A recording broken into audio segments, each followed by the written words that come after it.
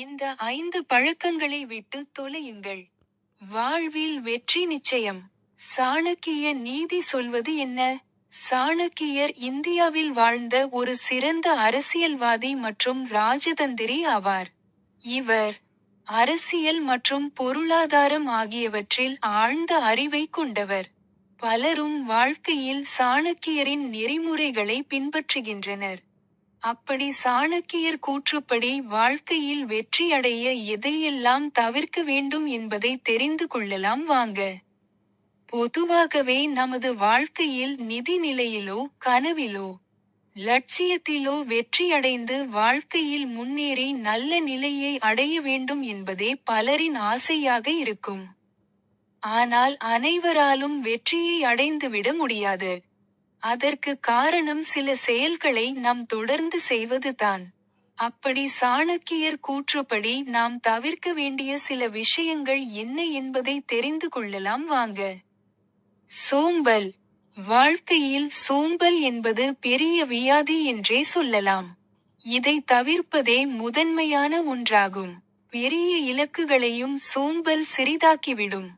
நாளைக்கு பார்த்து கொள்ளலாம் என்ற எண்ணம் இலக்குகளை அடைவதை தாமதிக்கும். பாதுகாப்பின்மை. ஒரு செயலை செய்வதற்கு முன்பு இது சரியா தவறா என்று நினைப்பது தவறல்ல. ஆனால் பாதுகாப்பின்மை காரணமாக அதை செய்ய முடியாமலேயே தாமதிப்பது வாழ்க்கையின் வெற்றியை தடுக்கும். துணிந்து முன்னேறினால் வெற்றி உங்கள் வசம். புதிய வாய்ப்புகளை ஏற்க தயங்காமல் இருக்க வேண்டும். பேராசை. வாழ்க்கையில் ஆசைப்படுவது தவறல்ல. நமது தகுதிக்கும் தேவைக்கும் ஏற்ப ஆசைப்படுவது அவசியமாகும். பேராசை மற்றவர்களை காயப்படுத்தும். சுயநலமாக வாழ்க்கையை வாழ தூண்டும். அதனால் பேராசையை கைவிடுதல் அவசியமாகும். பல சமயங்களில் பேராசை தவறான பாதைக்கு அழைத்து சென்றுவிடும். கோபம். நாம் எடுக்கும் முடிவுகளை நிதானத்துடன் செயல்படுத்துவது அவசியமாகும். கோபத்துடன் செய்யப்படும் எந்த செயலும் தவறானதாகவே போய் முடியும். இது சில உறவுகளின் பிரிவுக்கும் வழிவகுக்கும். எனவே கோபத்தை குறைத்து நிதானத்தை கையாளவும்.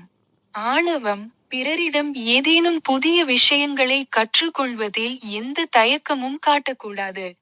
யாரும் உலகில் பெரியவர்களும் இல்லை, சிறியவர்களும் இல்லை.